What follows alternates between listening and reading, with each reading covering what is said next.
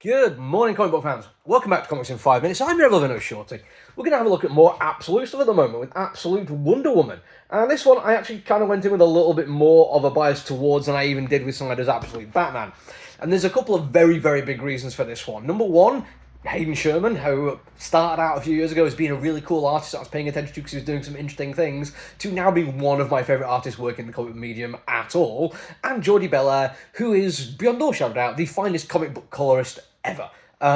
Yes, some people tell you Spicer's pretty good, and he is, I'm not going to deny that, but really we all think Jordie Bellaire is best, and it's absolutely fine to think that. Nobody will judge you.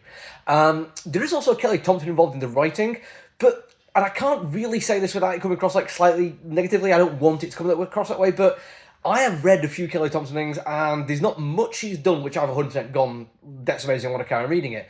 Unfortunately, some of this is down to just what she's writing. I don't really read much Captain Marvel or much Deadpool for that matter. I mean, even Cody Ziegler has not got me reading Deadpool regularly. But I really did enjoy Jessica Jones, and I really did enjoy West Coast Avengers. But overall, I can't say I've ever really seen her name and gone, I'm absolutely going to get that one. But with the fact that I've really enjoyed the Absolute Universe ideas and the artistic team was absolutely going to be knocking out of the park, I was like, yeah, I'm going to put this on a pull straight away before I even get a chance to look at an advanced copy of it. I want this in my collection, and I'm really glad I did. And I'm going to be talking about the art probably more than anything else because it is spectacular. I mean, Jordie Bellaire's colouring, I think, works particularly well in this instance, because Hayden Sherman seems to have taken a little bit of a nod from Danny Warren Johnson's Wonder Woman Dead Earth in terms of like the depth to the character. The designs are that little bit deeper, a little bit darker, not to the point where they feel like edgy for any reason, although I'm sure some people might get that from it. It just feels like a slightly different colour palette, and Bellaire's work, comparatively with Spicer, hers is deeper, it's got more range to it. She also understands reduced palettes when it needs to. Her lighting effects are fantastic.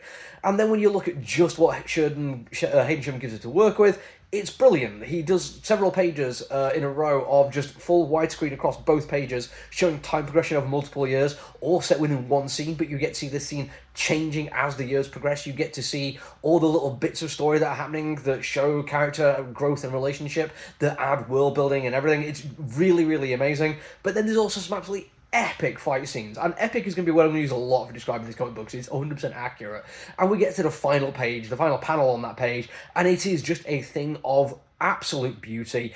It totally sets exactly what it's doing in a way that's even like apart from the Absolute Batman. Absolute Batman, it feels like he's going more for his humanity. Yes, he is the finest example of a human. He's absolutely huge and hench, but he doesn't have that amount of money and that backup from being a member of the Super Friends or anything like that. Whereas this Wonder Woman does feel epic, and here we do have to go to Kelly Thompson because she sets this up really quite nicely. The opening sequence, which totally takes advantage of Sherman knowing how to do page layouts to perfection, it feels like just a kind of weird take on something odd happening in real life. Almost an X-Files kind of, oh my god, there's something weird in the sky. Local news reporter, get a camera out there.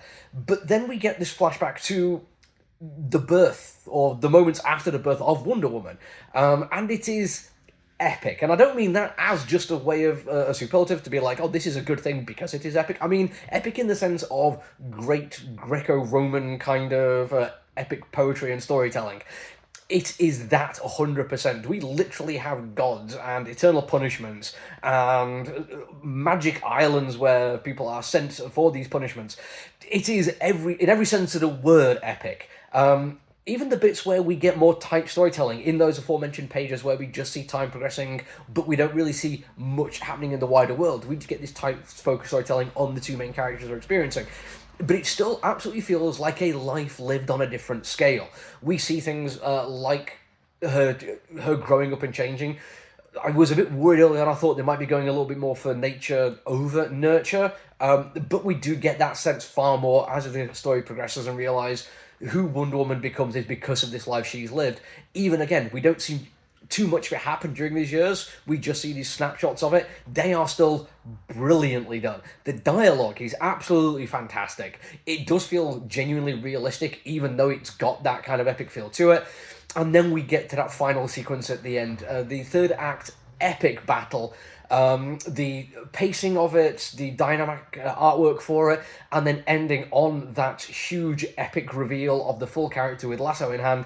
It's just something else. It really is. It's over the past few years, I've started reading more Wonder Woman because there's been creators on it that have grabbed me more than the character concept genuinely did, and I feel like I've never been disappointed. Danny Warren Johnson's Dead Earth, and then Tom King's Ongoing, and now Kelly Thompson's Absolute. This is a golden era to be reading Wonder Woman. I don't think since Grant Morrison was doing it have I really cared that much, and every single one I've tried has been amazing.